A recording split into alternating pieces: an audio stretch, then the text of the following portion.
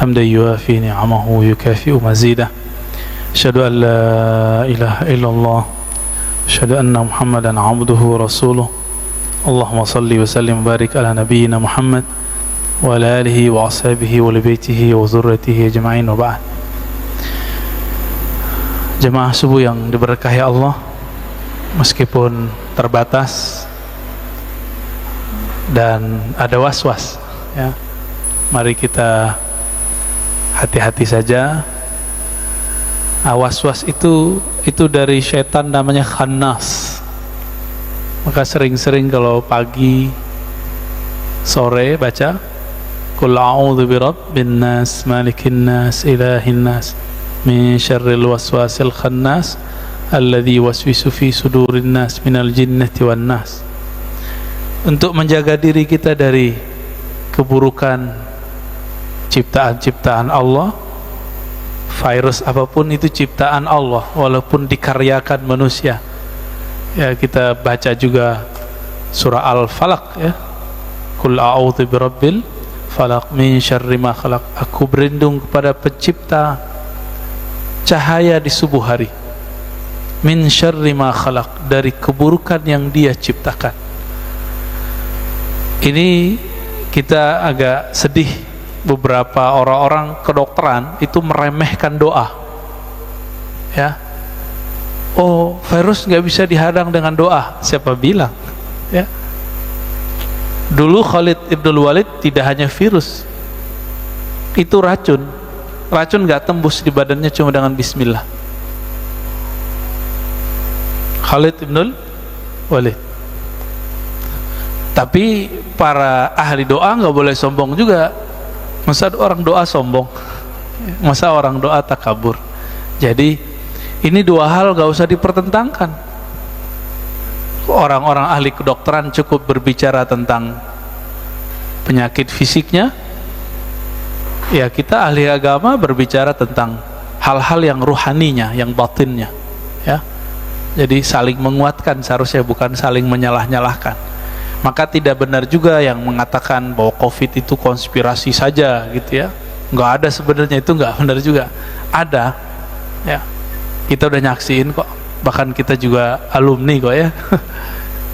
Pak Mirwan udah alumni kan? Tuh. Harus ada reuninya ntar, Pak. Saya membawa dua teks sebenarnya, satu Sunan Abi Daud, yang kedua Al-Bidayah wa Nihayah. Di situ ada kisah penting walaupun cuma 2 halaman, ya.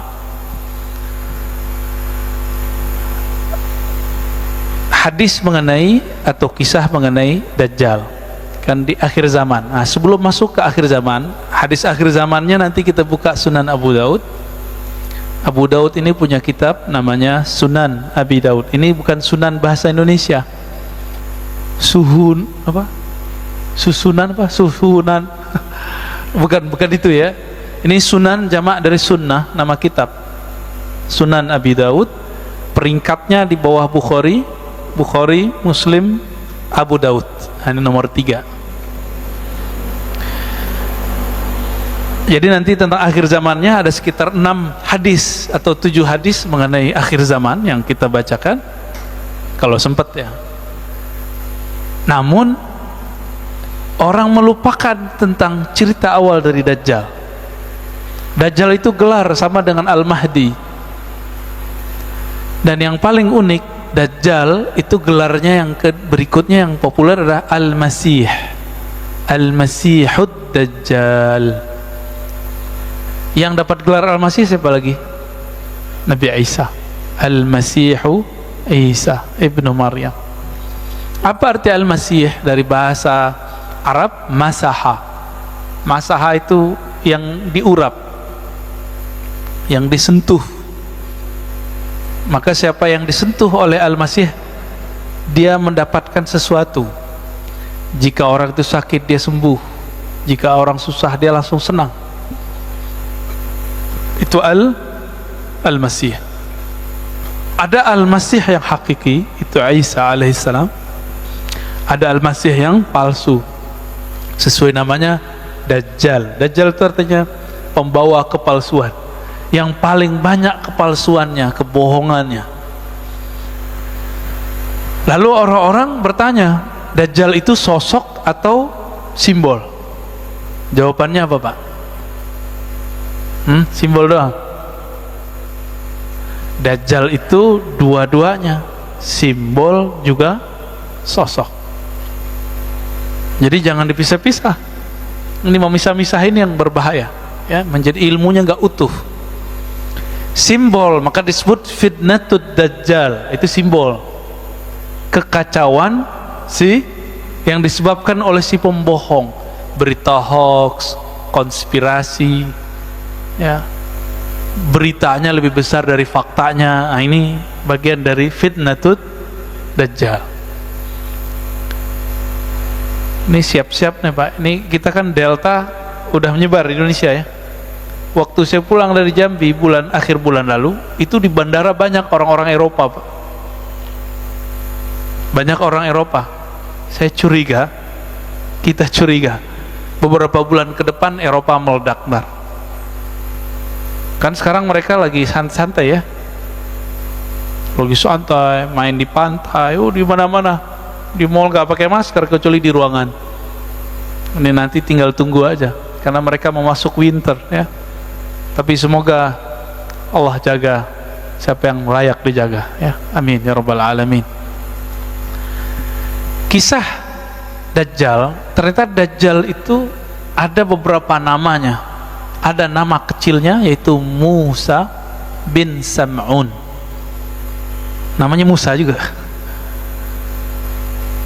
Ada gelarnya Samiri, karena dari negeri namanya Samara. Ini Samara yang mana? Ini juga kita bingung. Samara yang di Yerusalem, adakah di sana Samara, atau yang dari daerah Irak? Ya, wallahu alam. Nah, ayahnya Musa bin Sam'un itu Sam'un. Ini beda dengan Samson Pak ya, jangan dicocok logiin. Sam'un ini punya istri, mereka dua-duanya mohon maaf belum dikaruniai anak, alias mandul. Udah berobat, nggak sembuh-sembuh. Tiba-tiba ada iblis menyerupai seorang yang sakti, mandraguna. Si iblis ini ngomong, kamu kalau mau punya anak, lakukan ritual berikut. Jadi ritual-ritual begini emang dari dulu sudah ada. Lakukan, mohon maaf ya, hubungan suami istri di kuil setan. Ada kuil setan Pak di Samara itu. Dulu ada berhala banyak di kuil tersebut. Karena dia sudah ngebet mau punya anak, ditanya mulu sama orang, kamu payah nggak punya anak gitu, mandul gitu. Jadi stres. Akhirnya mereka datanglah.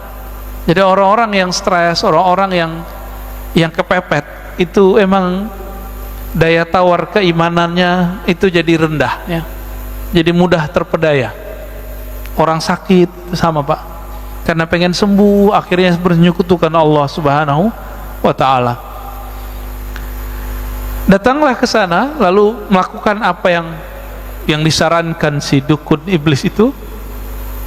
Dia tidak baca doa, maka disitulah yang dikatakan Nabi, iblis alias Azazil menyertainya dalam melakukan hubungan suami istri. Hamillah perempuan, tapi itu bukan anaknya Sam'un. Zahirnya anaknya Sam'un, batinnya anak Azazil atau iblis. Azazil ini iblis yang dulu goda Nabi Adam Pak. Udah tua itu iblisnya. Namanya apa tadi? Azazil, cakep ya namanya. Jangan dikasih ke anak Pak ya. Azazil gelarnya iblis. Jadi dalam bahasa tertentu ada nama, ada gelar.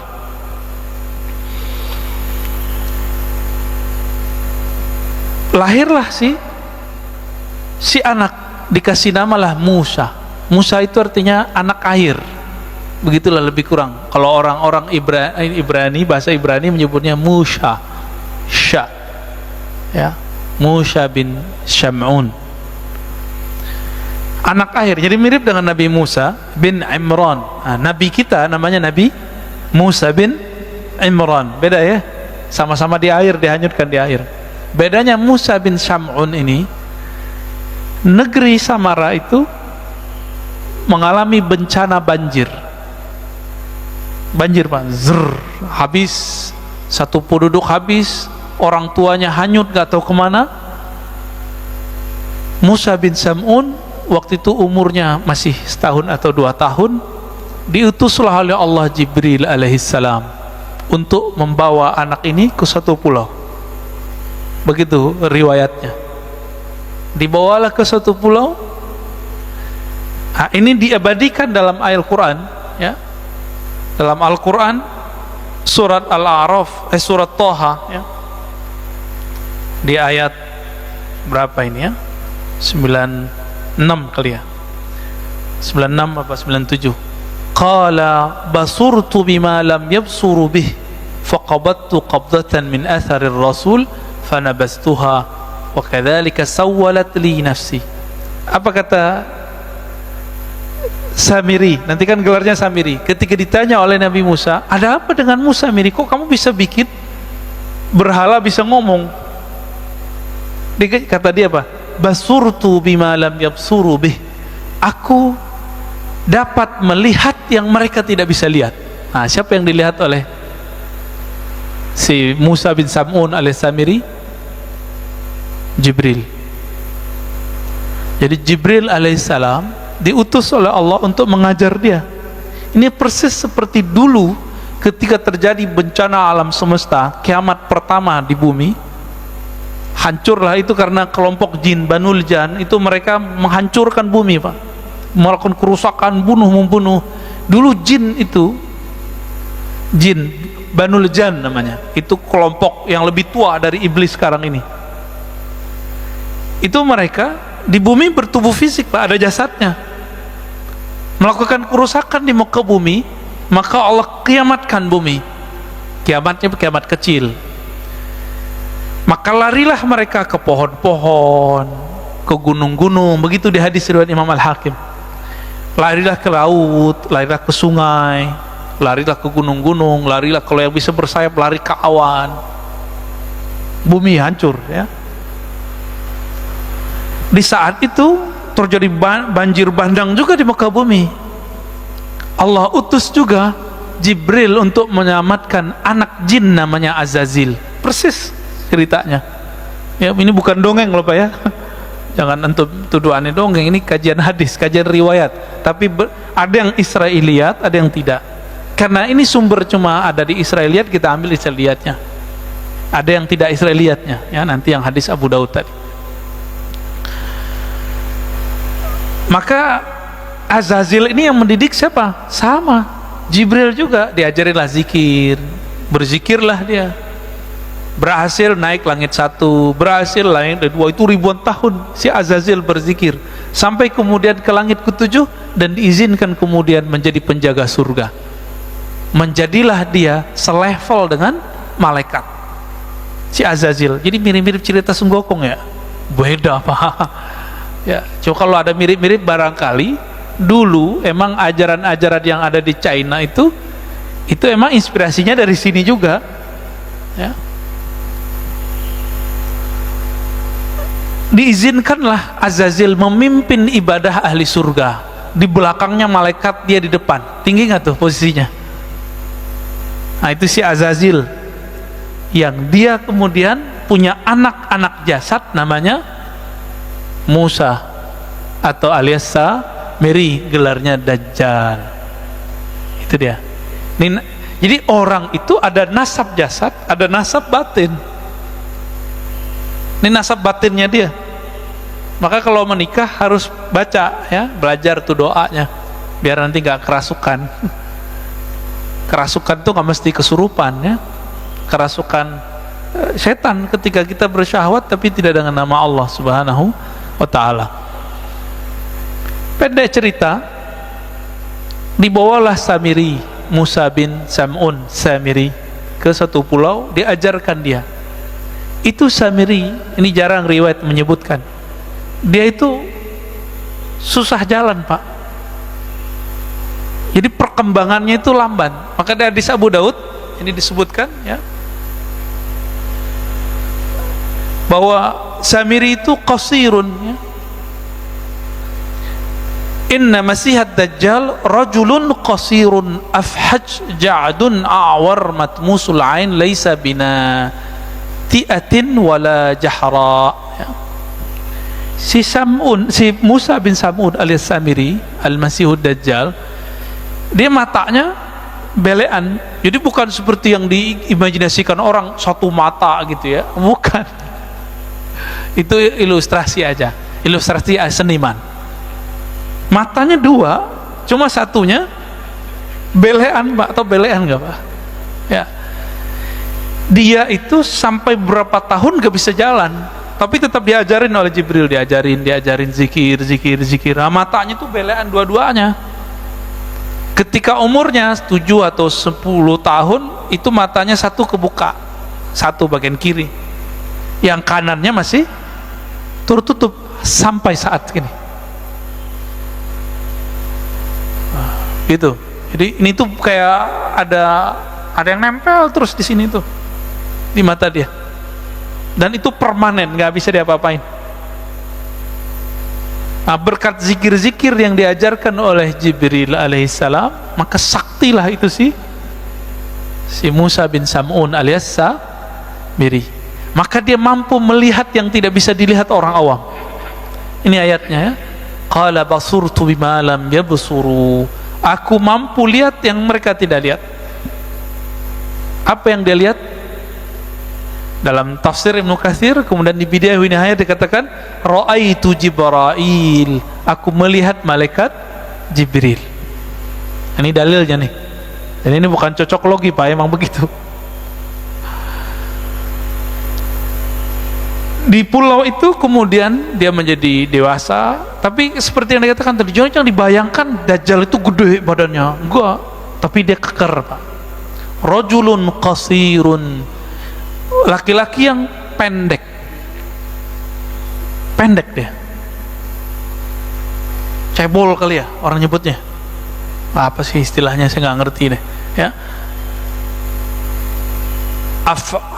Afhaj ja'ad ya, jadi jidatnya itu kecil ya, jidatnya itu awar, matanya satu ya, belean itu ya. Matmusul ain laisa bina'id. Ini tanda kalau dia ini bukan Tuhan. Nanti kan dia ngaku Tuhan Pak, urusan mata aja dia nggak bisa urus, masa dia ngaku Tuhan ya. Lalu kemudian karena kesaktiannya itu dengan nama-nama Allah yang Allah kasih, jadi Jibril itu memberikan ajaran, harapannya si Samiri ini bisa menjadi hamba Allah, tapi ternyata nggak berhasil. Di pulau itu siapa yang lewat dia bunuh, ada binatang dia bunuh, memang sadis. Siapa yang ganggu dia dibunuh, siapa yang nasihatin dia bunuh. Cuma Jibril doang yang nggak berani dia lawan. Maka berhasillah dia kemudian dengan kesaktian itu, mungkin lewat perahu segala macam, sampailah dia di daratan ya. Pada masa Nabi Musa, dia datang ke negeri yang dimana Bani Israel datang ke sana. Ketika Nabi Musa alaihi salatu wassalam pergi berkhalwat ke Goa Tursina 40 hari ya, ingat-ingat nih, 40 hari. Dalam masa 40 hari itu Samiri sanggup menyesatkan semua Bani Israel kecuali cuma beberapa orang. Yang dititipkan waktu itu siapa? Nabi Harun. Nabi Harun sanggup nggak? Enggak. Maka dalam surah Al-A'raf dari ayat 148, 154, Toha 83 sampai 98 itu diceritakan bagaimana Nabi Harun diancam untuk dibunuh. Kamu macam-macam bunuh gitu. Nah, Nabi Harun ini yang jenggotnya panjang Pak, ini yang kita ceritakan beberapa bulan lalu, yang mereka gagal paham kelompok sebelah ya. Itu pujian itu, tapi mereka salah paham. Nabi Harun jenggotnya panjang, kayak sufi-sufi sekarang juga. Jenggotnya panjang Pak. Ya. Ini yang sekarang dipakai oleh Yahudi Ortodok. Apa itu penghinaan? Di mana saya menghinanya? Karena mereka memotong dan niatnya emang ingin memfitnah kita. Tapi ya sudah, kan saya udah maafin Pak, dan saya minta maaf. Ya. Untuk apa keras-kerasnya? Tapi mereka tetap bully, ya biarin aja. Kita nggak ada urusan. La nakhafu laumata laim. Kita nggak takut dicaci maki. Itu diajak debat sedikit sama teman saya langsung diblokir. Kita dicaci maki tiap hari, nggak ada kita blokir, kita biarin aja. Ya. Kecuali ngomongnya kasar-kasar, jorok-jorok, ini kita nggak hiraukan, ya. Ya. Ini udah muncul nih. Ini hati-hati Pak ya. Di dalam diri kita ada sisi apa? Binatang ternak, ada sisi sifat binatang buas. Kalau ada orang kalau lagi tengkar ngomong jorok, itu di dirinya lebih dominan sifat binatang ternak. Ngerendahin orang, cari makan lu gitu ya, mau terkenal lu gitu ya, nggak fitnah, nggak makan. Nah ini tanda isi perutnya cari makan, cari makan, cari makan. Jadi dia kalau mandang orang ceramah dikira cari makan. Emang kita nggak punya kerjaan ya, emang kita pengangguran, dituduh-tuduh begitu. Ini karena karakter itu. Bapak jalan nih ngelihat ada orang laki perempuan jalan Pak, terus kita mikir, wah habis mojok nih gitu. Otak kita yang jorok Pak, otak kita jorok, kita tuduhkan kepada orang. Jadi sebenarnya kita lagi membaca diri sendiri. Nah, hati-hati di situ ya. Kalau karakternya buas, wah ini cari lawan terus, kata-katanya kasar, anjing lu ya, bunuh lu, tuh kalimat-kalimat begitu. Kalau bahasanya dominan syaitan di dalam dirinya, bahasanya pakai dalil-dalil, tapi habis itu diplesetin, dalil plesetin, teks-teks, hujah-hujah, kitab-kitab digunakan untuk mencaci maki. Nauzubillah min dzalik. Ya. Kita dari dulu dicaci maki, kita biasa aja. Cuma mengatakan seperti itu jadi ramai. Ya sudahlah ya. Maka teman-teman para pejuang Ahlus Sunnah, gak usah khawatir kalau di fitnah-fitnah itu biasa aja ya. Nah, ini bagian dari fitnatud Dajjal. Teman-teman yang melakukan Allah. Lalu Nabi Harun yang jenggotnya panjang, yang sekarang dilestarikan oleh Yahudi Ortodoks, ya, berarti bagus dong jenggot ini, bagus sebenarnya. Itu kemudian ditarik jenggotnya oleh Nabi Musa. Itu ada di surah Al-A'raf itu ya. Apa kemudian kata Nabi Harun? Ya, wahai Musa, aku diancam bunuh oleh mereka. Wah, memang dari dulu ngancam-ngancam bunuh nih, turunan-turunan mereka nih Pak. Ini gayanya begitu. Ayaktulu nih ya. Mereka ngancamku dengan pembunuhan. Ini gayanya dari dulu. Maka Nabi Harun pun tidak berdaya. Maka Nabi Musa alaihissalam memerintahkan kepada mereka untuk tobatnya dengan bunuh diri. Nah, coba perhatiin. Yang syirik tobatnya bunuh diri. Giliran datang ke Samiri, apa kata beliau? Ma khatbuka ya Samiri. Fama khatbuka ya Samiri. Begitu dalam surat Thaha.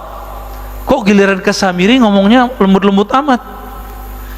Karena Nabi Musa faham yang punya hak mengalahkan Samiri bukanlah beliau, tapi umat Nabi Muhammad SAW lewat tangan Nabi Isa alaihissalatu wassalam. Oh, berarti siapa yang membunuh Samiri? Nabi Isa. Ini ceritanya di situ Pak. Karena Samiri tahu ajalnya ada di tangan Nabi Isa. Oke, berarti kan? Karena Samiri sadar bahwa ajalnya ada di tangan Nabi Isa, maka dia membuatlah penipuan, konspirasi pertama terhadap Nabi Isa. Itulah terjadi pembunuhan terhadap sosok yang mirip dengan Nabi Isa. Jadi dia nyamar jadi murid Nabi Isa. Kenapa? Karena dia tahu dalam suratan takdir yang diperlihatkan oleh Allah melalui Jibril, yang membunuh kamu nanti adalah Al-Masih Isa. dia ingin membunuh Nabi Isa karena ingin merubah jalan takdirnya. Itu Pak. Jadi yang coba-coba merubah jalan takdir ya pengikut Samiri. Jangan coba-coba. Mirip-mirip ya. Orang-orang yang menentang jalan takdirnya, inilah Samiri. Berhasil nggak dia? Ketika dia menjebak Nabi Isa, berhasil nggak dia? Dia nggak berhasil. Yang dibunuh, yang disalib siapa? Dalam tradisi kita loh ya, riwayat kita, Yudas Iskariot. Meskipun dalam agama Nasrani itu yang disalib tetap Nabi Isa. Nah itu urusan perbedaan faham lah ya. Namanya beda agama ya, beda faham. Beda mazhab aja beda faham, masa beda agama nggak boleh beda faham ya. Nah ini versi kita loh ya, versi kita, bahwa Nabi Isa tidak disalib. Nah ayatnya kan jelas ya, innama syubbiha, sesungguhnya hanya diserupakan dengannya ya. Diserupakan dengan Nabi Isa. Wa ma salabuhu, mereka tidaklah menyalib Nabi Isa, tapi hanya diserupakan. Nah itu mainannya si Samiri. Ini otaknya cerdas Pak. Sekelas Nabi Isa bisa dijebak, maka murid Nabi Isa cuma 11. Inilah yang disebut Hawari, yang mengikuti ajaran Nabi Isa lewat jalur yang 11. Ini baru benar. Sampai datang Nabi Muhammad sallallahu alaihi wasallam. Di luar jalur itu bukan ajaran Nabi Isa ya. Nabi Isa tidak pernah mengajarkan untuk menyembah dirinya. Dia menyembah Allah subhanahu wa ta'ala. Itu bisa kita buktikan di kitab-kitab terdahulu dan kitab-kitab yang diturunkan kepada kita. Nabi Isa mengajarkan la ilaha illallah. Kita bisa cek ya, kitab terdahulu yang berbahasa Arab tulisannya la ilaha illallah. Nabi Isa disunat nggak Pak? Nabi Isa disunat. Apalagi Nabi Isa sholat. Nabi Isa mirip sekali yang diajarkan Nabi Muhammad sallallahu alaihi wasallam. Tidak berhasil membunuh Nabi Isa. Nabi Isa kemudian diangkat, wa rafi'uka ilai. Meskipun ada penafsiran Nabi Isa sudah diwafatkan, inni mutawaffika wa rafi'uka ilayya. Di sini kata kuncinya, bahwa mutawaffi, wafat dalam bahasa Arab ada artinya tertidur, ada artinya disempurnakan, ada artinya kematian. Dari mana kita tahu bahwa Nabi Isa di situ tidak diwafatkan dalam arti kematian? Karena ada lafaz setelahnya, wa rafi'uka ilayya. Sesungguhnya aku mewafatkan engkau hai Isa dan mengangkat engkau kepadaku. Itulah yang ditemui oleh Sayyidina Muhammad sallallahu alaihi wasallam di langit waktu Isra Mi'raj. Benar ketemu ya. Waktu sholat di Masjidil Aqsa itu beliau juga hadir. Ketika naik ke langit ketemu lagi Nabi Isa alaihi salatu wassalam.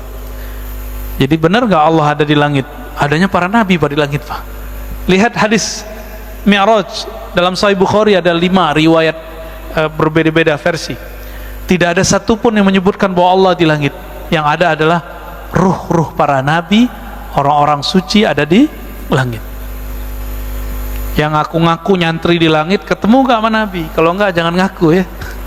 Kan ada nih orang ngaku saya nyantri belasan tahun di langit ya, tinggal kita cek aja ketemu gak sama Nabi Isa, Nabi Idris. Karena syaitan gak bisa menyerupakan diri dengan para nabi, karena dalam diri para nabi itu ada nur kenabian, nur Muhammad sallallahu alaihi wasallam. Teman-teman yang melakukan Allah, lalu apa yang terjadi pada Dajjal ini, Samiri ini? Tiba-tiba hilang aja beritanya Pak. Dia kira tugas dia selesai karena dia menganggap sudah membunuh Nabi Isa. Ternyata belum. Dapat kabar lah dia belum. Hilanglah riwayat tentang itu. Baru muncul kemudian riwayat Imam Muslim, Tamim Ad-Dari. Dia ini pelaut. Jadi pelaut di zaman Rasulullah. Ini ada beberapa sahabat, salah satunya Tamim Tamim Ad-Dari. Tamim Ad-Dari bercerita bahwa beliau terdampar di satu pulau dan ketemu sosok berbulu. Maksudnya pendek, berbulu, keker gitu. Dan dia sedang dirantai. Ada makhluk namanya Jasasah yang membawa dia. Jasasah ini binatang melata yang kemudian ngajak dia ketemu. Dilaporkanlah pengalaman itu kepada Nabi, dan Nabi membenarkan itulah si Dajjal. Dan di riwayat-riwayat yang lain memang sahabat-sahabat tertentu dikirim oleh Rasulullah ke pulau tersebut. Cuma riwayatnya tidak sampai derajat sahih ya. Jadi sahabat-sahabat yang diutus melihat itu. Berarti di zaman Rasul Dajjal dibelenggu Pak, di satu pulau. Di mana pulaunya? Bukan di segitiga Bermuda Pak. Itu pulau dia, tapi itu bukan di situ. Pulau dia Pak, tapi bukan di situ ya. Jangan cocok logi. Tapi namanya kok Bermuda Pak ya, kayak bahasa Melayu ya. Bermuda.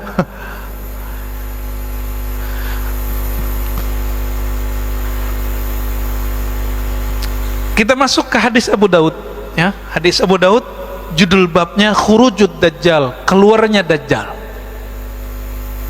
Ini Huzaifah Al-Yamani dan Abu Mas'ud Al-Badri, bukan Ibnu Mas'ud ya. Apa kata beliau? Ijtama'a Huzaifah Abu Mas'ud faqala Huzaifah berkata, la ana bima ma'ad Dajjal a'lamu minhu.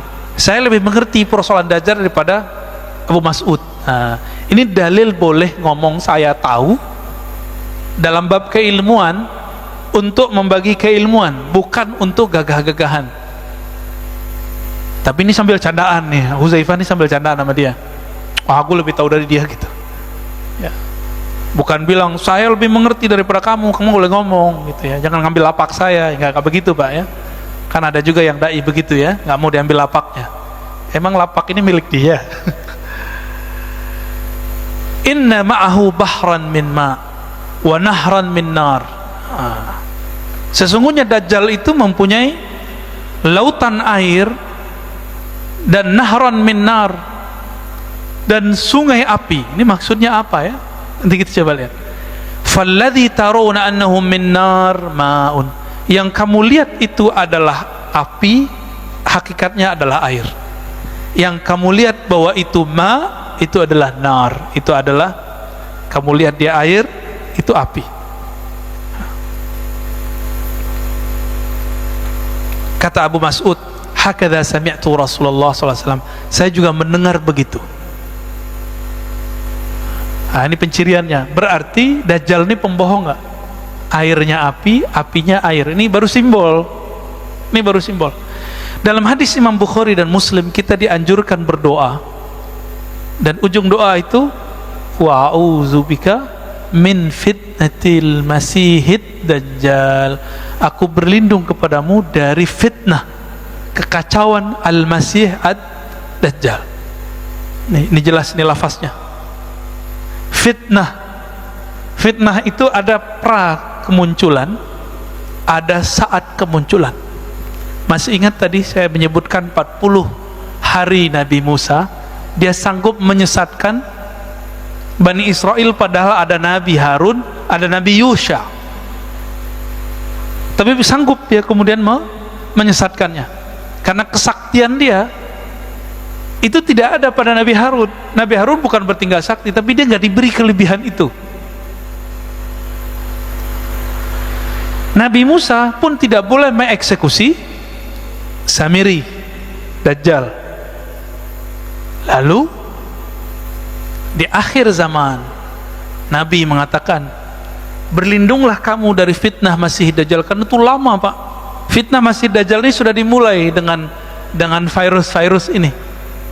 Ini analisa Al-Habib Al-Adni ya, kita bisa lihat kajian-kajian beliau, ulama Yaman, temannya Habib Umar, namanya Habib Abu Bakar Al-Adni. Ternyata ini disepakati oleh banyak ulama, begitu juga masyaikh saya, dan saya sepakat dengan itu, bahwa virus corona ini awal daripada fitnatut Dajjal. Apa arti fitnah tadi? Kekacauan. Kacau nggak di negara? Kacau Pak Ya, nggak ada negara yang aman dari corona, nggak ada, nggak ada. Brunei tar lagi Pak, semuanya kena. Ya, semoga aja nggak terlalu parah gitu. Semuanya kena Pak, nggak ada negeri kecuali kena semua. Puncaknya nanti ada musibah kelaparan nanti, ya. Ketika negara utang, bayar, beli vaksin udah jadi Tuhan sendiri. Kita dengan kaget mendengar beberapa kaum intelektual yang ngerti agama ngomong, virus ini bisa diselesaikan hanya dengan satu hal, vaksin. Walah, jadi musyrik dia tuh. Ya. Bung Karno ketika memerdekakan negeri ini, dia menyebut dengan rahmat Allah.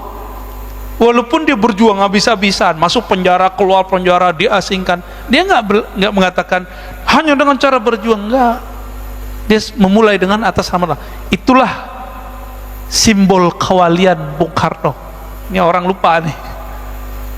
Kita lupa kan?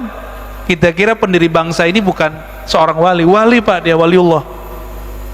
Maka dia sayang dengan ulama-ulama, cinta dengan ulama-ulama. Loh kok sekarang ada yang ngaji sejarah mengejek Soekarno?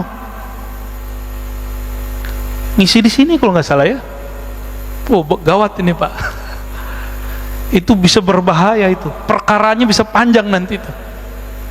Ya. Ngisi di sini loh Pak. Lalu berani kemudian memfitnah Bung Karno.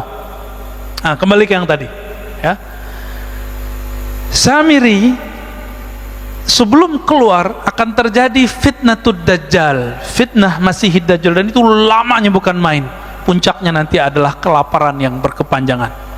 Ini kita simbolnya, kita lihat berapa tahun Nabi pernah mengalami kelaparan. Masih ingat nggak riwayatnya? 2 atau 3 tahun? 3 tahun. Dan ini akan berulang kembali. Akan ada masa, Bapak hitung aja yang ahli ekonomi, yang bisa menghitung-hitung devisa negara, kira-kira bangkrutnya negara kita tahun berapa nih kalau vaksin nggak bekerja, virus terus merajalela, mutasi, kira-kira tahun berapa? Hitung aja Pak. 2027, 28, 29, 30. Bisa jadi lebih cepat. Waduh, Pak Mirwan nakut-nakutin kita nih. Kata Pak Mirwan 2024 Pak. Belum Pak, 2024 masih ada duit, masih ada devisa, ya. 2024 kalau hitung-hitungan mereka masih ada. Ini dari tahun kemarin sama sekarang, negara udah ngabisin duit untuk persoalan COVID ini udah banyak sekali. Dan itu bukan negara kita loh Pak ya. Saya dapat kabar dari sahabat saya, ya, jamaah kita juga di Ekuador, kedubesnya Pak. Ya, Pak Agung dan istrinya itu ngabarin di sana negaranya nggak sanggup Pak beli vaksin. Kalau di Indonesia kan kedubes negara lain aja divaksin ya, dan itu gratis. Tapi dasar orang Indonesia nggak suka bersyukur, ngeluh tiap hari, ngata-ngatain tiap hari, nggak ada rasa syukurnya. Dikasih vaksin gratis juga, ya. Nggak dikasih vaksin rame, dibilang membunuh rakyat, ya. Dikasih vaksin rame, lockdown rame, nggak lockdown rame, bingung kan negara kita Pak. Ya kayak masjid inilah, ini pengurus kan pusing nih, dibuka ada yang ngeritik, ditutup ada yang menghujat, bingung kan? Selamat bingung Pak ya. Ini perjuangan akhir zaman Pak ya. Pengurus mundur, hilang. Allahumma sholli ala Muhammad. Kasihan Pak ya. Nih, aduh, jamaah ini kadang-kadang mulutnya sama komentar-komentarnya kadang nggak pakai hati, nggak punya perasaan. Ini orang tiap hari diteror terus. Aduh, saya kasihan. Sekarang ini yang paling saya kasihan selain masyarakat di luar, itu pengurus masjid. Yang kedua, yang ngurus masyarakat kita, yang ngurus negara ini serba salah. Kenapa masjid menjadi sorotan? Karena masjid bawa simbol agama Pak. Kalau negara emang dari dulu udah dikritik orang, biarin dah ya. Ini masjid nih, siap-siap loh Pak ya. buka sepi, ya. Orang takut kerumun kan, tutup rame. Maunya apa ini ya? Apa kata Nabi Muhammad sallallahu alaihi wasallam? Ma bu'itha nabiyyun illa qad andara ummatahu ad-dajjal al-a'war al-kazzab ala wa innahu a'war wa inna rabbaka laysa bi'awar wa inna baina 'ainayhi maktuban kafir. Ya, hadis ini sahih. Tidaklah diutus seorang nabi kecuali nabi itu diperintahkan untuk mengingatkan akan kemunculan Dajjal. Kita nggak dapat kabar Pak ya, Dajjal ini perang sama Nabi Sulaiman, nggak dapat kabar ya. Perang sama Nabi siapa, ya dalam rupa yang beda-beda, formulasi yang beda-beda tentunya. Berarti setiap masa itu ada Dajjalnya. Dari Nabi Nuh, berarti Dajjal ini bermutasi juga dia Pak. Cuma Dajjal yang permanen itu Musa bin Sam'un Samiri. Ini permanen, dia belum mati-mati. Jadi kalau Musa bin Sam'un alias Samiri masih hidup, masa Nabi Khidir nggak bisa hidup? Ya nggak? Tor gitu bidolong dongeng lagi ya. Ya salam. Kita kan nggak dapat riwayat aja bahwa Nabi Khidir itu sebenarnya masih hidup. Kalau ulama ahlu zikir, ahli kolbu, ahli rohani itu ijma, sudah sepakat bahwa Nabi Khidir itu masih hidup. Masih hidup beliau. Ada beberapa nabi yang masih hidup, Nabi Ilyas, Nabi Idris, tapi beliau kan sudah pernah mati dan hadisnya sahih, ayatnya juga ada. Ada satu nabi yang seharusnya dia hidup bangkit lagi, tapi kemudian karena kaumnya berkhianat kepadanya, setelah dia dimatikan, kemudian nggak dihidupkan lagi karena pesan dia nggak dilakukan. Namanya Khalid bin Sinan. Khalid bin Sinan itu nabi antara Nabi Isa dan Nabi Muhammad. Khalid bin Sinan ini pesan, nanti kalau saya mati itu untuk ada suatu kemaslahatan, maka dia dibunuh, dimatikan. Apa kata dia? Kalau aku mati maka nanti jasad atau abunya atau apa gitu, saya lupa lafaznya, tolong nanti dilakukan begini. Ritual ini nggak dilakukan oleh pengikutnya, oleh umatnya, maka dia tetap sekarang di alam barzakh. Jadi ukurnya dia belum mati, ukurannya. Kok bisa begitu ya? Ya emang bisa begitu. Itu namanya Khalid bin Sinan. Baru denger ya? Padahal riwayatnya ada Pak. Ada di Bidayah wa Nihayah, ada di beberapa kitab ya. Lalu ada Nabi Khidir. Dari kalangan musuh Allah itu ada Dajjal, ada iblis, ada jin. Jin itu kalau nggak dibunuh oleh jin yang sakti atau manusia yang sakti, dia nggak mati Pak. Jin itu korin. Maka hati-hati, beberapa orang belajar zikir nggak tahu, nggak ada bimbing oleh guru yang bersanad sahih kepada Rasulullah. Ketika dia zikir, yang datang Syekh Abdul Qadir, ternyata korinnya bukan Syekh Abdul Qadirnya. Bisa jadi gitu Pak. Yang datang katanya Syekh Bahauddin Naqsyabandi, ternyata korinnya. Bisa jadi begitu. Ini banyak kejadian nih ya. Ada orang tertentu yang terkena ini, dan hati-hati ya. Bapak saudara makan Allah. Kemudian apa kata Nabi ya? Kalau tadi 40 hari, maka nanti Dajjal itu keluarnya berapa hari? Juga 40 hari. Hari pertama seperti setahun, hari kedua seperti sebulan, hari ketiga seperti hari-hari yang lain, hari seminggu gitu. Itu di total 40 tahun rasanya 40 hari di zaman Nabi Musa, sama 40 hari puncak dia khurujnya, keluarnya, sampai kemudian turun Sayyidina Isa. Jadi Nabi Isa ini luar biasanya apa? Kalau Dajjal datang ke suatu tempat lalu dia dengar ada Nabi Isa, dia kabur Pak. Karena dia pernah membunuh Nabi Isa, nggak mati-mati, ternyata diangkat ke langit. Berarti takutnya Dajjal dengan siapa? Nabi Isa. Tapi Nabi mengatakan apa? Inni qad haddastukum 'anid Dajjal hatta khasyitu alla ta'qilu, ya. Kemudian fawallahi inna rajul la ya'tihi wa yahsibu annahu mu'min. Demi Allah, kalau Dajjal ada, nanti orang beriman datang kepadanya, bertemu dia masih mengira dirinya beriman padahal dia sudah kafir. Fayattabi'uhu mimma yub'ats bihi minasyubhat. Karena dia lapar. Tadi berapa tahun? 3 tahun masa paceklik. Saya nggak tahu tahunnya kapan ini. Tapi Bapak hitung aja, ini perkiraan loh Pak ya. Negara kita mulai nggak bisa gaji PNS-nya. Nah itu berarti udah deket tuh, ya. Mikir-mikir mau masuk CPNS tuh. Ini kabar takutnya loh Pak ya, kabar segernya nanti ada lagi. Kabar gembiranya ada juga Pak. Ini kabar menakutkan nih. Ketika negara sudah nggak sanggup, ini kan beritanya negara kita coba adem-adem, tapi tetap saja beritanya kan nggak adem. Udah kolab Pak ini. Negara udah nggak sanggup bayarin rumah sakit, hotel udah nggak sanggup. Vaksin lagi nih, nggak sanggup udah. Ditambah ada tikus-tikus yang menari di atas penderitaan vaksin ya. Kita sebut aja mereka tikus ya, nggak usah politikus. Ini agak berbahaya ini.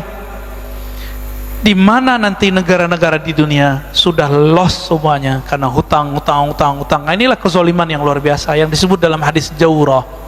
Kezaliman yang luar biasa. Nanti batas-batas teritorial negara itu cuma nama aja. Udah nggak ada lagi. Presiden, raja, gubernur nggak dianggap lagi ntar. Itulah awal paceklik puncak di alam semesta. Seperti terjadi di masa Rasulullah 3 tahun, nanti 3 tahun.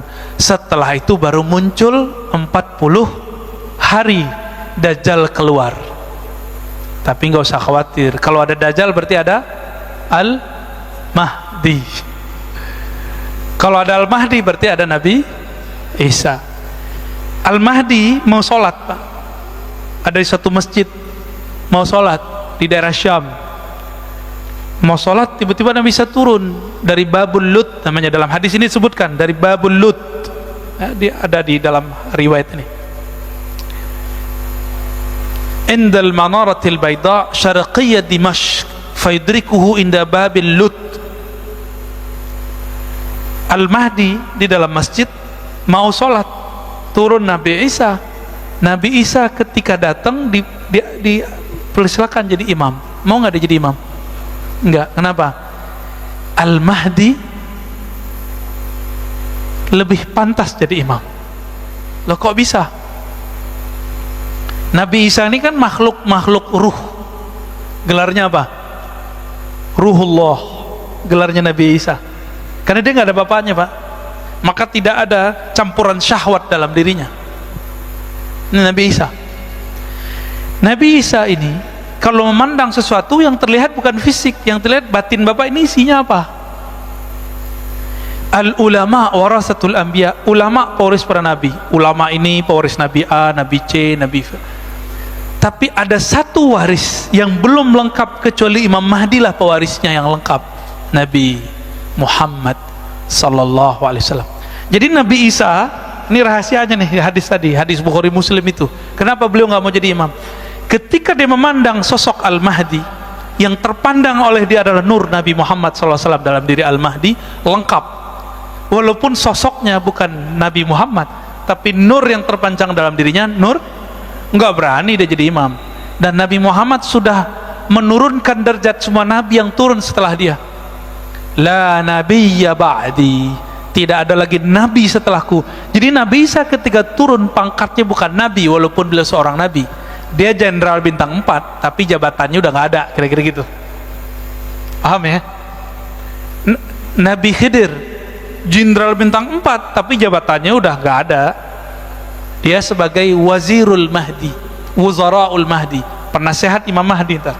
Kenapa? Imam Mahdi itu pewaris lengkap sempurna, sangat sempurna Nabi Muhammad sallallahu alaihi wasallam. Kira-kira begitu.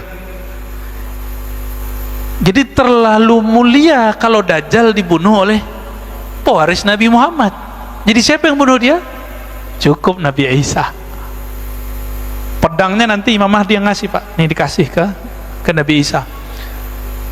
Kok Nabi Isa bisa bunuh? Selama ini nggak bisa terbunuh. Ada rahasianya. Rahasia itu belum boleh dibongkar. Ya, ada di beberapa kitab disembunyi-sembunyikan. Ya, nyempil-nyempil ada. Kenapa? Dajjal yang sangat sakti mandraguna itu tidak terbunuh-bunuh, nggak mati-mati. Ada rahasia dia dan ada kelemahan dia. Nah, itu rahasianya dipegang oleh mereka, ya, para aulia-aulia Allah itu. Jadi kita sabar-sabar aja, Pak, ya. Jadi ke depan, mohon maaf, ini bukan kabar gembira. Jangan berharap virus ini hilang. Jadi jangan berdoa, ya Allah angkat virus, itu nggak sopan. Allah menghendaki virus ini berkembang untuk menguji kita semua. Panik, musyrik, atau bagaimana? Semoga kita nggak panik, semoga kita tidak musyrik. Nanti tambah ke depan tambah sulit, Pak, tambah sulit, tambah sulit. Yang nggak sanggup minta wafat aja sebelum itu, ya. Tapi yang mau berjuang, ayo minta panjangkan umur ya Allah, jadikan kami berjuang dengan Al-Imam Al-Mahdi, pewaris engkau di akhir zaman. Amin. Mau, Pak, ya? Mau lah. Tapi ada satu kata kunci, nanti kita bahas di bab Al-Mahdi. Siapa Al-Mahdi itu? Al-Mahdi sekarang udah muncul belum? Ini saya sering ditanya mengenai sosok namanya Muhammad Al-Qasim Al-Bagistani. Ini kita jawab sekarang, Pak, ya. Muhammad Al-Qasim ini salah satu orang yang bening kolbunya sehingga mendapatkan mimpi-mimpi yang bagus. Nabi mengatakan bahwa ru'yal mu'min, ya, juz'un minan nubuwah. Mimpinya seorang mukmin itu menjadi satu bagian dari waris kenabian. Oke? Disebut dalam hadis la tabqa, ya, minan nubuwah, ya, tidak tersisa dari ciri-ciri waris kenabian di akhir zaman illa mubasyarat, kecuali kabar-kabar gembira lewat mimpi. Tapi ingat, Imam Mahdi itu penandaannya bukan mimpi. Imam Mahdi itu persis seperti Nabi Muhammad SAW. Waktu kecilnya dibeleh dadahnya oleh Jibril. Pasin aja semua apa yang kejadian pada Nabi Muhammad, kejadian sama beliau, udah gitu aja, Pak. Nabi Muhammad dibeleh nggak dadanya, dibersihin nggak? Tanya aja Muhammad Al-Qasim, dibeleh nggak dadanya waktu kecil? Asli oleh Jibril nggak gitu? Kalau nggak, berarti bukan beliau Imam Mahdinya. Beliau hanya mengabarkan, beliau dapat sinyal gitu. Kan beliau nggak pernah ngaku sebagai Al-Mahdi sekarang, ya. Karena dia ngaku udah ketemu Allah ribuan kali, ketemu Nabi ribuan kali, kan? Ya nggak ada masalah sama kita. Itu mah dikit. Abu Yazid Al-Bustami setiap hari 70 kali dia bertemu Allah. Percaya, Pak? Saya percaya, ya. Abu Yazid Al-Bustami, kalau Nabi setiap detik per detik ketemu Allah. Nabi loh, Pak, ya. Abu Yazid Al-Bustami setiap hari 70 kali ketemu Allah. Itu biasa ditulis di kitab, itu nggak ilmu yang tinggi, biasa aja. Kalau dihitung udah berapa ribu dia itu mau Allah itu. Nggak jadi Imam Mahdi tuh Abu Yazid Al-Bustami. Abul Abbas Al-Mursi ketemu Nabi setiap saat, Pak. Gimana Bapak mau percaya ini? Kan dibilang dajjal lagi ntar sama orang, dongeng lagi ente gitu. Apa kata Abul Abbas Al-Mursi, murid Imam Abul Hasan Syazili, gurunya Ibnu Athaillah Sekandari pengarang Al-Hikam, yang kitabnya kita ganti hari ini dengan Sunan Abu Daud, ya. Requestnya antum tuh Mas Adit tuh, ya. Apa kata Abul Abbas Al-Mursi? Kalau aku tidak memandang Rasulullah setiap detik, setiap nafas, maka aku kafir. Enggak jadi Imam Mahdi itu dia. Jadi Imam Mahdi enggak Abul Abbas Al-Mursi? Enggak. Maka saya yakin jika Muhammad Al-Qasim ini wali Allah, jika dia wali Allah, ya, dia tidak akan ngaku dirinya Al-Mahdi. Ya. Kalau dia mimpi, dia mendapatkan kabar masa depan, itu namanya ilmul maqadir, ilmu masa depan. Itu baru satu pencirian Imam Mahdi. Dan tentara Al-Mahdi sama. Mimpi-mimpi begitu biasa, Pak, sama wali. Wali Allah itu biasa ngelihat masa depan. Biasa itu. Bahkan lagi zikir aja ngelihat tuh biasa, dan itu bukan halu, asli. Karena bagian dari hadis Nabi tadi. Jadi jangan merasa kaget gitu, ya. Nanti akan muncul beberapa orang yang mirip-mirip begitu, antum jangan panik. Imam Mahdi Kalau ember dibunuh orang Pak sekarang, ya, kalau Imam Mahdi ember nih, dibunuh orang Pak, apa jadi dicerita nggak mungkin. Apa dalilnya? Masih ingat kisah Abu Talib ditegur oleh Bukhairah? Apa kata Bukhairah? Abu Talib, kenapa ente bawa ini anak? Hazal ghulam nabiyun, ini anak nabi. Abu Talib udah ngerti bahwa Nabi Muhammad itu nabi. Itu sebabnya saya meyakini Abu Talib ini mukmin. Ya, ini akidah Ahlussunnah loh Pak ya, bukan akidah Syiah ini. Di akidah Ahlussunnah kita mengikuti salah satu murid dari Syekh Zahid Al-Kautsari, Syekh Al-Hasan kalau salah namanya, dan beberapa ulama-ulama yang lain. Jadi Abu Talib mengerti ini nabi nih. Oke? Karena dia mengerti ini nabi, apa kata Bukhairah? Jangan bawa ini orang. Kalau ketahuan ada tanda nubuat dalam dirinya, yaktuluhul Yahud, akan dibunuh oleh Yahudi yang sekarang kita sebut Zionis. Dibunuh pasti Pak. Ya mungkin sekarang nggak tahu nama intelijennya apa gitu ya, Mossad ke apa, saya nggak ngerti deh ya. Pasti dibunuh Pak, nggak mungkin dibiarin. Jadi kalau ada sekarang Imam Mahdi ngaku Mahdi, pastikan dia bukan Imam Mahdi. Di-upload lagi di YouTube ya kan? Kacau itu. Ada di Parung satu Pak ya. Kopiahnya hitam lagi kayak saya, kan lucu Pak. Ntar kita aja jadi Mahdinya ya. Bapak saudara makan Allah, Dajjal adalah sosok Musa bin Sam'un yang kemudian disebut Samiri, yang dulu Nabi Musa tidak punya hak mengeksekusinya karena dia tahu yang punya hak eksekusi adalah umat Nabi Muhammad. Itulah sebabnya Nabi Musa berdoa, ya Allah jadikan aku nabinya umat Muhammad. Enggak, kata Nabi Muhammad sallallahu alaihi wasallam. Terus gimana? Kalau gitu jadikan aku umatnya Nabi Muhammad, maka nanti akan ada pewaris Nabi Isa di kalangan umat Nabi Muhammad. Jadi ulama tapi batin dia mewarisi Nabi Isa. Melalui orang inilah Nabi Musa berjuang. Kira-kira begitu. Nabi Musa di alam lain, dia di alam nyata. Dan saya tutup dengan sebuah hadis ya, diriwayatkan oleh Imam Abu Daud. Nabi SAW ini juga ada dalam riwayat yang sahih mengatakan, iyakhruj wa ana fikum fa ana hajijuhu dunakum. Seandainya Dajjal itu keluar lalu aku bersama kalian, fa ana hajijuhu dunakum, maka aku yang langsung menjadi hujjah yang akan menjaga kalian, menyelamatkan kalian. Wa iyakhruj, tapi kalau dia keluar, walastu fikum, aku tidak ada bersama kamu. Ini kata-kata kunci nih Pak. Famru'un hajiju nafsih, maka seseorang hendaklah berjuang dengan dirinya sendiri. Wallahu khalifati ala kulli muslim, aku serahkan kepada Allah urusan hamba-hamba yang muslim. Ini kata kunci. Apa kata Nabi? Jika dia keluar, aku ada bersama kamu. Itulah Al-Mahdi Pak ya. Itulah yang disebut Al-Mahdi. Yahruj fa ana wa ana fikum fa ana hajiju. Jika dia keluar, aku bersama kamu. Mungkin gak Nabi berandai-andai-andaiannya salah?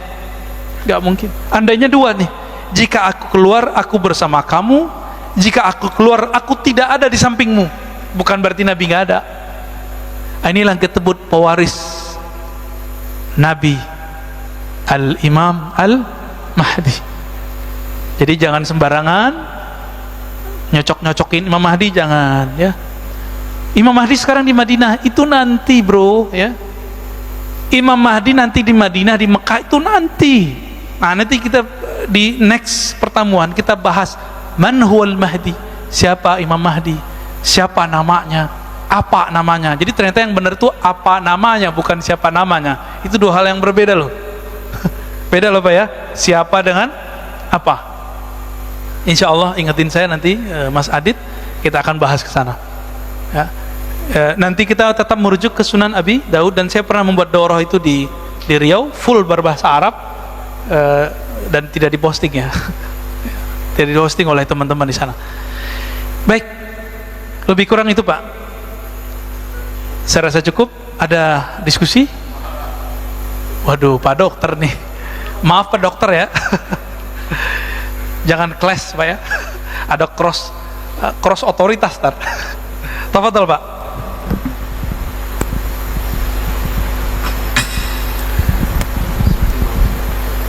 Bismillahirrahmanirrahim.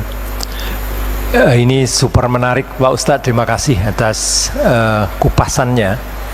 Semoga kita tunggu seri selanjutnya. Ya. Pertanyaan saya pertama bahwa kisah ini atau proses runtutan yang akan terjadi berdasarkan tinjauan sunnah ya. Ini semoga kita terhindar dari fitnah Dajjal. Pertanyaannya adalah apa yang kita harus lakukan ya? Dengan kita mengetahui ini, kemudian apa yang kita harus perbuat tadi, menyelamatkan diri sendiri dan seterusnya ya, untuk bisa tadi kita tidak menjadi kemudian jadi kafir, musyrik dan seterusnya begitu Ustaz. Itu satu pertanyaan. Yang kedua tadi saya lihat ada hal yang saya kurang nyambung ya, terkait dengan Samiri tadi tidak berhasil membunuh Nabi Isa. Kemudian dia takut kalau Nabi Isa turun. Artinya dia tahu bahwa dia tidak membunuhnya. Jadi artinya tadi dikatakan bahwa dia mengatakan bahwa dia sudah membunuhnya, padahal diserupakan. Okay. Nah, saat Isa mau turun, dia lari, dia takut. Artinya apa? Artinya dia mengetahui kemudian itu seperti apa. Terus kemudian bahwa Isa itu tadi bukan jasad, jadi ruh, ya. Jadi fisik. Beliau punya jasad, tetapi sebenarnya tadi sisinya adalah sisi ruh. Pertanyaan saya, apakah ini tidak menselisih bahwa ayat yang mengatakan bahwa penciptaan Adam dan Isa itu sama? Ya, mohon penjelasannya Pak Ustaz. Bagus. Terima kasih. Itu aja dulu Pak Ustaz. Pertanyaannya Pak. Alhamdulillah. Yang pertama, kalau udah begini ceritanya kita mau ngapain gitu ya? Nabi pernah berkalam, tapi jangan dipahami secara harfiah ya. Man hafizah ya, 10 ayat min suratil kahfi usima min fitnatid dajjal. Ini satu versi, tapi di versi kedua awakhir, siapa yang hafal permulaan 10 ayat dari surat Al-Kahf, di riwayat Imam Abu Daud tapi jalur Hisham, karena lewat jalur Hisham Dustuwai ini gelarnya Amirul Mukminin fil hadis, maka saya mentarjih, menguatkan, maka versi Hisham yang lebih sahih. Apa itu? Awakhir, akhir surat Al-Kahf, khawatim ya, khawatim surat Al-Kahf, penutup surat Al-Kahf. Jadi 10 ayat terakhir. Ternyata intinya, coba Bapak lihat, inti dari surat Al-Kahf itu ayat terakhirnya Pak. Siapa yang menginginkan pertemuan dengan Allah ya, maka janganlah menyekutukannya sama sekali. Fitnah Dajjal itu, lapar itu biasa Pak, orang dibunuh itu biasa. Yang paling bahaya adalah musyrik. Kemusyrikan apa? Karena masalah lapar tadi. Lalu Dajjal kan datang. Ketika Dajjal nggak senang dengan suatu penduduk, satu negeri, maka dia tahan tidak turun tuh hujan. Itu kan sakti kan Dajjal. Nggak tahu pakai alat canggih dia atau pakai asma kita nggak tahu. Ketika orang udah kelaparan, tidak ada tumbuhan yang tumbuh 3 tahun Pak lamanya, maka ketika dia muncul 40 hari pertama itu, disitulah kemudian orang banyak menyembahnya, karena dia tebar itu benih padi langsung tumbuh. Maka mulai sekarang rajin puasa Pak, dari sekarang kurangi makan, kurangi hajat untuk makan. Ini nggak makan dikit, istri telat dikit masak, marah sama istri ya. Ini gimana mau ketemu Dajjal ntar? Ya, bisa-bisa antum bunuh istri ntar kan masalah itu. Bisa nyate anak ntar tuh. Bingung nggak ada lagi daging, nyate anaknya masih bayi kan? Nauzubillah min dzalik. Nauzubillah min dzalik. Orang lupa kalau dia punya sisi rohani yang nggak pernah makan dan minum. Ruh kita nggak perlu makan dan minum, Mbak. Tapi tubuh fisik ini perlu makan dan minum, dan itu cuma bisa dengan cara berserah diri secara total kepada Allah. Itulah ujung dari surat Al-Kahf. Khawatim. Maka saya meyakini itu. Jadi Bapak biar nggak ragu, ada namanya teknik jamak. Teknik jamak itu kalau ketika hadisnya 2, amalannya jadi duanya. Baca 10 sama baca 10 awal 10 akhir.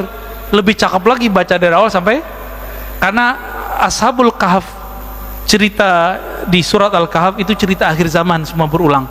Ya'juj Ma'juj, Nabi Khidir berulang semua Pak di situ. Ya, silakan dibaca, direnungi setiap hari Jumat. Ya. Kalau dia mengerti ayat ini, merasuk ke dalam dirinya makna itu, insya Allah itu jadi benteng dia nanti. Tapi Nabi kasih tahu, jika kamu mendengar Dajjal keluar, menghindar. Falya'ni anhu, menghindar darinya. Jangan merasa sok-sok hebat. Yang selamat nanti cuma anak kecil, Pak.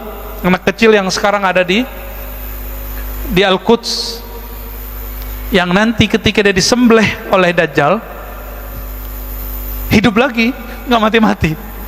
Apa kata dia? Saya tambah yakin bahwa kamulah yang disebut oleh Nabi kami Muhammad SAW. Engkaulah Dajjal. Kabur Pak Dajjalnya. Lalu apa hubungannya dengan Nabi Isa? Dia mengira Nabi Isa sudah dibunuh. Tapi ketika Nabi Muhammad SAW diutus, disebutkan inni rafi'uka, aku mengangkat engkau. Baru Dajjal ngeh, oh belum mati ya. Itu dia. Jadi dibuka lagi suratan takdirnya. Terus yang terakhir tadi apa Pak? Lupa ya nanya ya. Saya lupa yang terakhir tuh. Ini kalau pertanyaannya 3 begini Pak, lupa kita. Ada yang mengingatkan? Oh, penciptaan. Penciptaan Adam dan Nabi Isa itu sama, maksudnya dari tiada menjadi ada. Tapi beda. Kita ada ayah dan ibu. Beda nggak sama Nabi Adam? Nabi Adam ada ayah nggak? Ada ibu nggak? Nggak ada. Sayyidatuna Hawa, Eva, ada ayah nggak ada ibu. Sayyiduna Isa ada ibu tiada ayah. Beda Pak. Tapi dari ketiadaan menjadi ada sama. Khalq secara basyariah, karena kalau versi surat Shad, inni khaliqun basyaran min tin, aku ciptakan sisi manusiawi. Adam, siapa lagi tadi? Isa, Hawa, kita sama semua, tapi secara ruh itu beda. Itu beda ya. Maka Nabi Isa, karena beliau makhluk rohani murni, beliau tidak menyebut Nabi Muhammad, beda dengan Nabi Adam.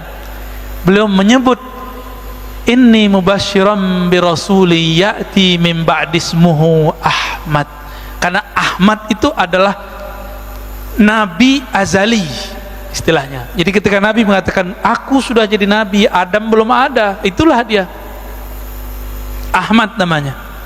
Nabi Isa karena dia ruhullah, dia memandang itulah Ahmad, itu yang akan keluar namanya nanti Muhammad. Dalam hadis dikatakan Nabi Muhammad bersabda, namaku di dalam kitab-kitab terdahulu, Injil atau Taurat, yaitu Ahyad. Artinya sama, terpuji. Gitu ya. Jadi gitu Pak. Jadi ini bukan suatu hal yang berbeda, cuma dia perbedaan ibarah saja ya. Ya, ada lagi? Terima kasih Pak Ustadz. Ya. Ya. Jadi nggak rame-rame amat kan, jadi boleh panjang. Boleh. Kalau rame malah saya yang takut Pak. Ntar jadi dianggap buat kerumunan lagi kita. Ya. Alhamdulillah kajian yang sangat-sangat menarik. Dari saya ada 2 pertanyaan Ustadz. Ya. Pernah ada mendengar hadis bahwa di akhir zaman nanti ada fitnah yang seperti malam yang gelap gulita. Nah itu kami ingin mengetahui apakah betul itu untuk posisi kami sekarang seperti itu, atau ada penjelasan lebih yang detail mengenai Gelap hadis gulita. malam yang gelap yang berkepanjangan tersebut. Itu Iya, yang iya. pertama.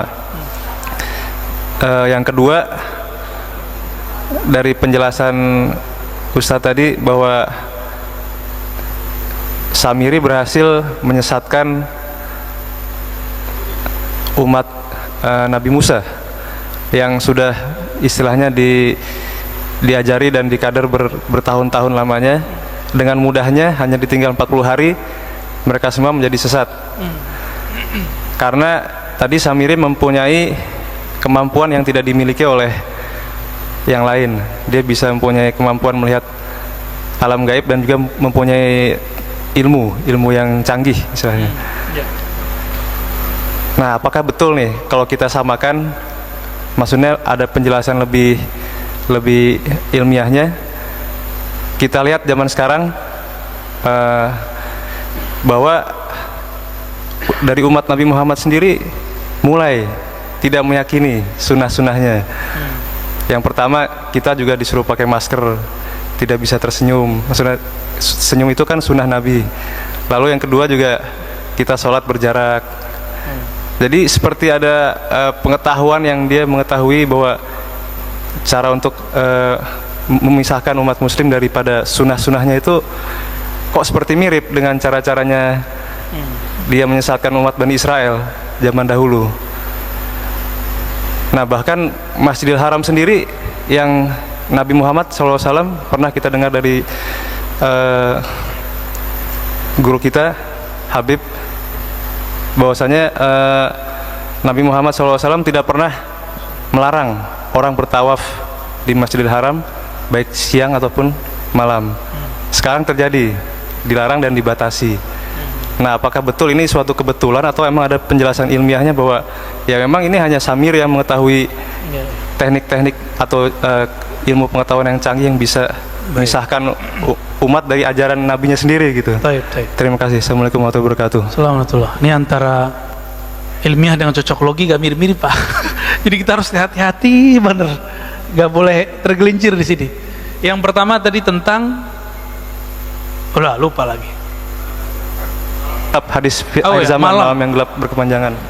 Itu pertanda bahwa secara harfiah saja dulu, nggak usah secara maknawi, akan ada masa tidak ada energi sehingga kita punya cahaya gini, Pak, nggak ada, gelapnya. Bapak masih ingat gak zaman-zaman dulu, Pak, masih muda, masih kecil, itu rasanya kalau malam tuh lama nggak? Lama sekali.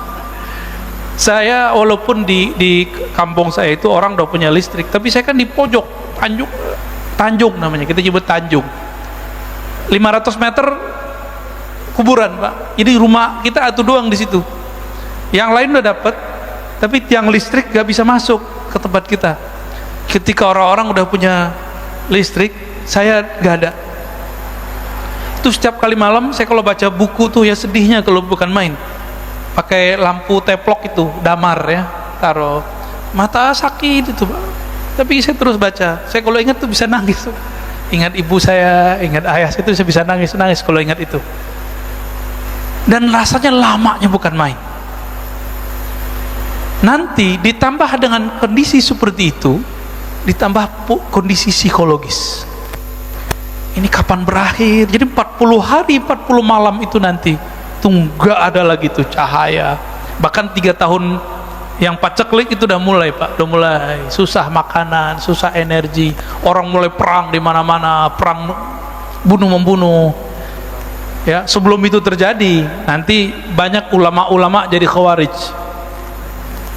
Berarti dia bukan ulama beneran toh. Kafir mengkafirkan, bunuh membunuh, caci mencaci. Jadi sekarang caci mencaci ini awal, Pak. Ini awal munculnya tentara-tentara Dajjal. Karena nanti targetnya satu, bunuh membunuh sesama muslim. Jadi jangan heran nanti tentara Dajjal itu pakai kopiah, pakai serban, pakai baju koko, pakai baju Islami, tapi dia nggorok para habaib karena mereka nggak percaya ada habaib. Nggorok ulama-ulama waliullah. Jangan heran nanti Pak, sekarang kalau ada kelompok gak percaya ada habaib, hati-hati. Hati-hati itu udah awal-awal tuh muncul. Padahal Nabi menjamin bahwa keturunannya pasti selamat, pasti ada, pasti langgeng. Dan itu sebenarnya ilham-ilham setan yang dikirim oleh Dajjal. Dajjal ini kan tahu bahwa Al-Mahdi itu keturunan Nabi Muhammad, maka sikat aja semua keturunan Nabi Muhammad. Hati Pak ya. Kita mengakui zuriat Nabi ini beragam, arah politiknya macam-macam. Ya kita hormati semua, gak usah ikutin arah politiknya, cintai aja mereka. Pasti ada yang pro Habib Fulan, ada pro Habib Fulan, ya kan? Ya nggak apa-apa. Yang penting kita hormat mas semua Habib.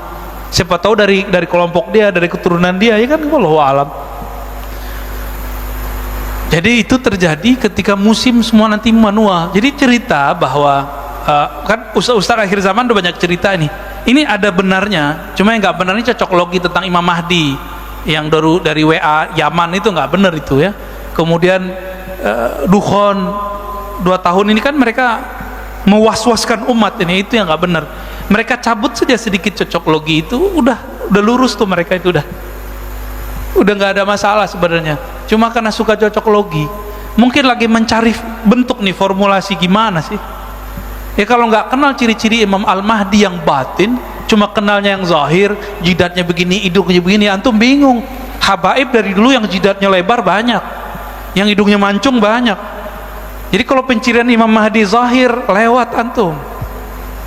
Pencirian Imam Mahdi itu bukan lewat itu, tapi lewat yang tadi, iyakhruj wa ana fikum fa ana hajijuhu.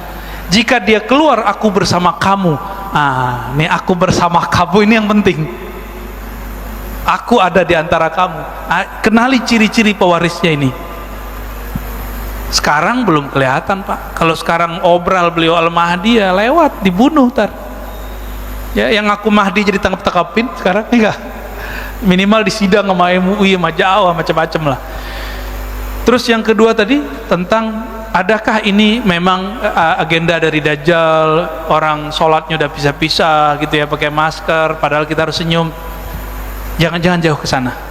Jangan ke sana. Nanti antum tengkar sama Pak Dokter nanti. Penanya pertama sama kedua ntar tengkar Pak. Ini itu kalau versi usul fikih dan fikih disebut dengan sadduz zari'ah. Apa arti sadduz zari'ah? Sad menutup, zari'ah ya penghalang ya. Maksudnya preventif, supaya udara yang bervirus itu nggak nyebar kepada saya, kita jaga jarak plus pakai masker gitu. Oh saya sehat aja Ustadz. Iya antum sehat, tapi kan bisa jadi UTG gitu. Maka kita hormati orang-orang yang pakai masker di tempat yang bermasker. Di luar itu ya sudah nggak apa-apa. Ada beberapa masjid nggak ada pakai masker Pak, biasa-biasa aja. Tapi mereka di sana mati juga tiap hari biasa aja. Tiap pagi dari innalillahi wa inna, emang ada kok. Kita mau kasih tahu virus ini ada, baik secara zahir ataupun secara batin, itu bisa dilihat. Secara zahir tanya dokter, secara batin tanya ahli-ahli rohani, itu mereka bisa lihat. Jangan konyol seperti yang video itu diambil-ambil, emang begitu kiai ya mati kan karena sombong sih ya, sombong itu konyol, nggak bisa begitu ya, nggak tahu tekniknya, nggak tahu jeroannya spirit yang ada pada COVID. Jangan coba-coba ya, itu ilmu-ilmu para wali itu yang sekarang Allah masih sembunyikan Pak. Wali itu kalau wali Allah ngerti, mereka tidak akan meminta bencana itu Allah angkat. Mereka mengatakan kami ridho kepada takdir Allah. Nah saya mau tanya Bapak, ridho nggak? Ridho nggak nih COVID? Imannya benar, lengkap sudah rukun imannya. Ini baru COVID loh Pak ya, nanti ada zaman kelaparan, ridho nggak? Serius nih, ingat-ingat lah ya, kalau umur kita panjang ada masa nanti susahnya bukan main. Siap nggak? Katakan raditu billah, pegang perut, nanti hilang pak laparnya insya Allah. Nanti yang kenyang itu ruhnya, sisi rohaninya yang kuat nanti insya Allah. Nah, nanti ada masa namanya masa Islah Al-Mahdi. Nanti kita jelasin ya. Kita buka Sunan Abu Daud, ada pembahasan menarik di situ tentang sosok Al-Mahdi. Ini kabar buruknya, nanti ada kabar gembiranya, kedatangan sang pembawa waris cahaya Al-Imam Mahdi alaihi salatu wassalam. Jadi hindari saja kontradiksi dengan ilmu kedokteran ya. Tapi saya meminta juga tolong para dokter hormati juga ulama yang mengajarkan doa-doa, zikir-zikir ya. Karena mereka memandang yang tidak dipandang oleh dokter, sebagaimana dokter memandang yang tidak dipandang oleh ulama. Saling menghormati. Ya Pak Dokter ya, sepakat ya? Taib. 6:30 Pak, kesemangatan kita. Satu lagi Ustaz. Di mana nih? Oh ya, lagi. silakan Pak ya. Bismillahirrahmanirrahim.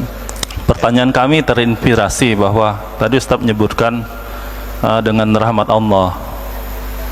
Dengan rahmat Allah ada kemerdekaan dengan situasi yang sulit dan suatu harapan yang sangat baik. Dan kami juga pernah mendengar untuk masuk surga itu nggak cukup dengan ibadah yang kita lakukan, tetapi melainkan dengan rahmatnya Allah. Rahmat Allah. Nah, dan Nabi Muhammad juga tidaklah diutus kecuali sebagai rahmat. Nah, dalam situasi yang kondisi seperti ini, pandemi seperti ini, kejadian yang beraneka ragam dan sulit untuk diprediksi, apa makna dari rahmat Allah itu, bagaimana pengaplikasian daripada rahmat Allah, dan bagaimana juga cara kita supaya mendapatkan rahmat Allah tersebut. Terima kasih. Wassalamualaikum warahmatullahi wabarakatuh. Ini pertanyaan kolbu nih Pak. Makasih Pak pertanyaannya. Nabi disebutkan tidaklah engkau diutus kecuali rahmat bagi alam semesta. Tidak masuk surga kecuali dengan rahmat Allah, seperti hadis Bukhari. Lalu Allah menyebut dirinya Rahman Rahim, sumbernya rahmat. Lalu apa aplikasinya?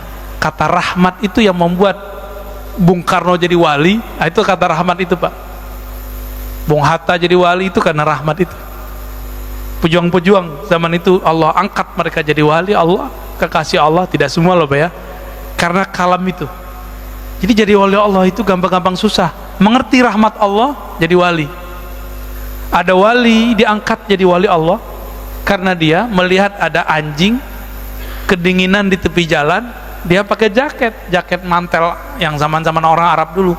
Dia keluarkan itu, dia lepas, diselimuti itu si anjing. Dia kedinginan tapi anjingnya nggak kedinginan, dia selamatin di tempat yang berteduh. Allah angkat jadi wali. Ada perempuan di zaman Bani Israel, perempuan PSK, jadi wali karena dia memberi minum anjing. Lain sama mu'alaf yang itu ya, anjing mau ditabrak sama dia. Ya belum jadi wali dia Pak. Maka bagaimana aplikasi rahmat? Orang yang ada nur rahmatullah dalam dirinya, dia tidak pernah putus asa. Satu, kejadian begini nggak pernah putus asa. Yang kedua, selalu husnuzon, baik kepada Allah, apalagi kepada Allah dan juga kepada makhluk. Saya mau tanya Pak, COVID ini buruk semua atau ada baiknya? Apa baiknya Pak? Jadi insaf, waduh bahasanya soleh banget. Kalau saya merasakan apa? Selama COVID saya bisa belajar lagi Pak. Saya bisa mentolaah lagi. Jadi kalau nggak ada COVID, saya nggak pernah ngaji hadis akhir zaman secara detail. Kalau nggak ada COVID, saya nggak belajar kitab Khatmul Aulia, pencirian-pencirian kondisi akhir zaman, wali-wali akhir zaman ada di kitab Khatmul Aulia. Kalau nggak ada COVID, kita nggak bisa membahas tentang hal-hal yang harus dibahas semenjak hari ini, yaitu persoalan-persoalan ayat-ayat akhir zaman. Dan saya berguru lagi Pak. Jadi selama COVID itu saya berguru lagi. Walaupun secara rezeki kita nggak semudah dulu, tapi ternyata rezeki kan nggak hanya materi. Ada rezeki namanya ilmu. Ada rezeki namanya rasa takut kepada Allah. Bapak setiap hari dengerin inna lillahi wa inna ilaihi rajiun. Itu ada rasa takut gitu. Wah itu mahal itu Pak. Walaupun itu nyebelin juga kadang ya. Aduh, habis baca innalillahi lagi 5 kali sehari kadang. Ya, bikin kita shock. tapi itu bisa menghilangkan cinta kepada dunia ya. Tapi nggak sedikit juga yang lagi sakit tambah sakit dia dengerin Pak. Jadi husnuzon, apa kata Nabi, la yamutanna anukum illa wa huwa yahsunuzanna billah. Jangan kamu mati kecuali kamu berbaik sangka kepada rahmat Allah. Bapak tahu kapan mati? Bisa setelah ini, bisa besok, bisa lewat covid, bisa tabrakan, bisa nggak apa. Ada teman kita ustadz habis makan kecekuk mati Pak, belum lama ini. Ada teman kita ustadz dakwah kemana-mana, pulang sakit kepala, tidur nggak bangun-bangun. Nggak kena covid ya, nggak ada kena covid, mati juga. Jadi Allah itu mematikan orang lewat covid sama dengan mematikan orang dengan cara yang lain, cuma beritanya yang gede-gede amat. Jadi saya sepakat kalau ada gerakan kurangi berita covid, banyakin berita sembuh dari covid ya. Sepakat nggak Pak Dokter? Ini terapi Pak Dokter kita tanya. Jadi bagaimana caranya? Berbaik sangka setiap saat Pak. Ciri-ciri orang husnul khotimah dia berbaik sangka. Dan masalahnya spirit jahat yang ada pada covid ini membuat sifat buruk dan buruk sangka itu keluar pada orang. Maka coba lihat, mohon maaf, orang-orang kalau kena covid itu ngomongnya nggak bener Pak, ngelantur. Itu cara kedokteran bisa dijelaskan Pak. Kalau oksigen kurang, orang ngelantur nggak Pak? Karakter buruk di dalam dirinya keluar semua. Semua kata-kata kasar, keluhan keluar semua. Tapi kalau di dalam kolbunya ada kebeningan, yang keluar nama Allah. Mumpung belum covid Pak, tanam di kolbu ini rahmatullah, berbaik sangka kepada Allah. Setiap pagi baca, nggak hafal bahasa Arabnya, bahasa Indonesia, raditu billahi robba, aku ridho apapun kehendak Allah. Aku sehat, aku syukur. Aku dapat bencana, dapat ujian, aku ridho. Ridho aja Pak, itu dibisikkan setiap hari, pagi sore pagi sore. Nanti Bapak kalau oksigen ini Bapak hilang, apa namanya Pak, kalau oksigennya berkurang, saturasi oksigennya 90, 80, 70, 60, yang keluar tetap nama Allah. Allah ini kayak imam kita nih, imam kita yang Jumat kemarin sakit, yang keluar apa? Quran aja kan, karena batin dia isinya Quran. Tanya rahasianya tuh ke imam kita yang Jumat kemarin ya. Imam yang lain juga bingung kok dia bisa begitu. Ya kira-kira gitu Pak, tanam rahmatullah dalam diri, itu yang ringkas Pak, kalau yang ribetnya banyak. Cukup ya. Semoga kajian ini diberkahi Allah, diridai Allah, Bapak semua dijaga oleh Allah. Kalaupun mendapatkan hadiah covid, ridho kepada Allah. Radina billahi rabba wa bil islami dina wa bi nabiyina Muhammadin nabiyya wa rasulah. Ya Allah, kami ridha apapun kehendak-Mu, kami hanyalah hamba-Mu ya Allah, maka terimalah kami dengan penuh ridha-Mu ya Allah. Raditu billahi rabba, ya Allah kami ridha kepada Engkau, Engkau sebagai Rabb kami yang mengatur hidup kami. Wabil islami dina, dengan Islam agama penyerahan diri, agama yang berhusnuzan, berbaik sebagai Engkau sebagai agama kami. Wabi nabiyina Muhammad nabiyya wa rasulah, dan sebagai sosok Muhammad, sosok Nabi Muhammad adalah Nabi yang kami ikuti, Nabi yang berkasih sayang, Nabi yang selalu berbaik sangka. Na'udzu bikalimatillahi tammat min syarri ma khalaq. Ya Allah, kami minta perlindungan Engkau, lindungi kami, keluarga kami, orang-orang dekat kami, orang yang hadir pagi ini, dari keburukan makhluk-makhluk-Mu, wa min ghadabik wa min iqabik, dari kemurkaan-Mu, wa min kulli syaitanin marid, dari syaitan yang durjana, wa min kulli jan, dan dari semua jin-jin yang jahat. Wa sallallahu ala nabiyina Muhammad walhamdulillahi rabbil alamin. Assalamualaikum warahmatullahi wabarakatuh.